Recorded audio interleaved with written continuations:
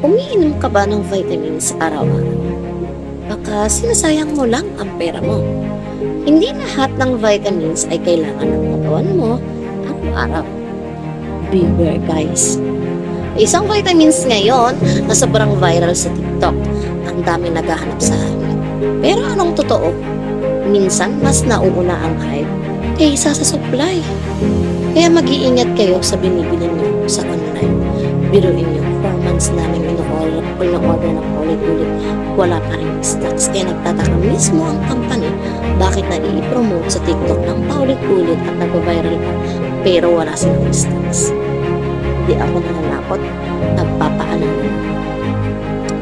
Kung okay naman ang diet mo, minsan hindi mo na kailangan ng mga vitamins. Kasi ang sobrang vitamins minsan nakakasama sa katawan, lalo na kung fat soluble. Hindi porket puso, kailangan mo na. Example nga pala ng supplements ay vitamin C.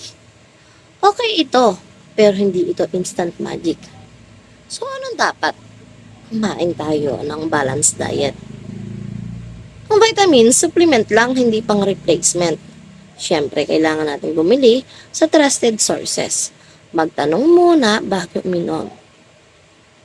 Tandaan, hindi lahat ng iniinom mo ay kailangan ng katawan mo. Follow Hey It's Nurse Mimi para hindi ka basta-basta nauuto ng health trends.